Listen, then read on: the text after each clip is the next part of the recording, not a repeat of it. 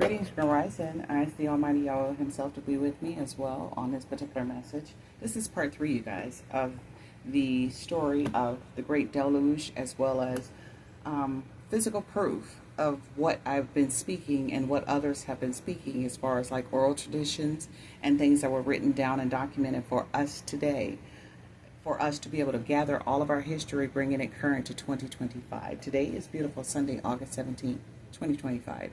Daddy send the necessary, beautiful, bright, protective guardian angels to rest upon this message as well. All right, you guys. This is the Ancient Records and the Bibles by J. McKee Adams, PhD. Also, I am on page 60. All right. Okay, yeah. Let's go start with 60. And then we're going to go to 64. And I'm actually going to show, after I read a few things, some of the biblical tie-ins of how the tradition is orally passed down, but you can also validate what is being said as well. So it's not just word of mouth. This is actual tangible proof. See that, you guys? This is why I say reading is fundamental, and getting into your mind space and knowing how to apply the information that is given to you by the Almighty, as well as others, and tying it all together so that we can pass down something that is so beautiful to our future generations to come. Okay, the creation of the Deluge tablets. The deciphering of the Behistun inscriptions by Rawlinson was immediately followed by increased activity on the part of individuals, societies, and governments to recover every aspect, every possible aspect of the ancient civilizations of the Assyrians and Babylonians. The 12 years during which Rawlinson held his appointment in Baghdad marked the first great period of Assyrian and Babylonian excavations. So they were digging in Mama Gaia. It is true that he undertook but little work in the trenches himself, so he really wasn't hands-on. He kind of like was more like an observant, aka an instructor. All right, but he influenced and supervised the excavation of others, and personally examined all of the important ruins of Assyria and northern Babylonia. Now remember, in the other book we were doing the Great Flood in the North America. So let's see how these two intertwine so we can actually pay attention. This is why I say there are tribes and oral traditions all over the earth. Everybody depicts it different. And with my ancient history of knowing some of the Kemetic and some of the ancient Egyptian stories that were passed down to me by my great-great-grandmother, a lot of this I do remember, because when she told it to me, I thought it was just like the most beautiful story. She would always say, chapter 1, chapter 2, chapter 3, and the woman had a sharp mind for her 80 plus years of age. She had a really sharp mind, and she was so vivid with her details and so graphic that it etched into my mind how wonderful the Almighty is, number one, and how wonderful, number two, that many do remember. And then number three, you can literally go to different types of books and realize there are more than 66 books of the Bible. It's just told different ways by different people, different tribes. But if you ever notice, you guys, they are all still talking about the same thing. So does this make it a myth, a folklore, a figment of our imagination? Or are we actually living on some of the remains? And how much water is actually here in this realm of existence? And what else is yet to be discovered? I got a lot of questions. Okay.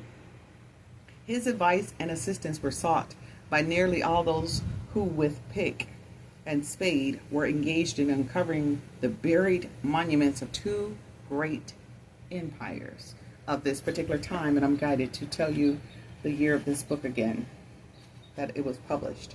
This is actually part 1 of the Old Testament. So this is a 2-part series, by the way.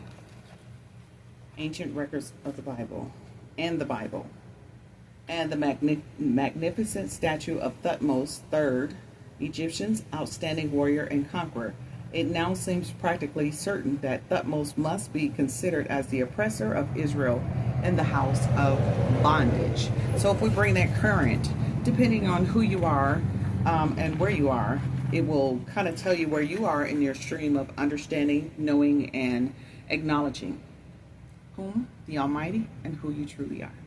Copyrighted in 1946, you guys. Can you see that? All right. Right out of Nashville, Tennessee. Tennessee? I bet it's beautiful there, you guys. I've been there once. So, actually, when I went, we went for a convention. And I really enjoyed it. Although we pretty much stayed inside of the convention majority of the day. But the nightlight, you guys, to see the moon, oh my God, it was almost like you could reach up and just touch it. I'll tell you how wonderful the Almighty is for creating that luminary. Okay, let me get back over here. While continental explorers won their laurels on the mounds of Khorsabad and Nimrud, Rawlinson forced the inaccessible rock of Behistun to surrender the great trilingual inscription of Darius. Darius Mede or Darius Caesar? Which one? Which, in the quietude of his study on the Tigris, became the Rosetta Stone. Rosetta Stone is supposed to have been something, and it's known today for deciphering languages, you guys, of Assyriology. And in his master hand, the key to the understanding of the Assyrian documents. You guys, here in the Americas, we have documents that has yet to be transliterated for English professors. And so many people have actually looked for these particular people that can transliterate it. Well, I was taught a few things when I was a lot younger. So when I see things, only because of the Almighty, I'm able to decipher what it actually means according to Him. Because when I actually go and look at some of it, some of the words is right, but when you transliterate it from its original language over to English, the translation gets lost in the mist. So it's very important. In the English language, 3 words are really, 4 technically, are really important, and it also depends on how it's applied. Those are the, for, of, and from. The, for, of, and from. All right. And the reason why I say that is because it makes a distinction. You have like United States of America, and then you have United States. So pay attention to that. And I'm guided by the Almighty to say that is because it shows you how just leaving out one word or two or switching things around can actually change it. So it has the United States of America, and then you have United States of America. See how the was left off? And then the other one is just United States. So you have to be mindful of what that means and how it is applied and what context it is being utilized in. It's very important to know your history. It's very important to know your Spanish, or excuse me, not just Spanish, your language, and it's also very important to know your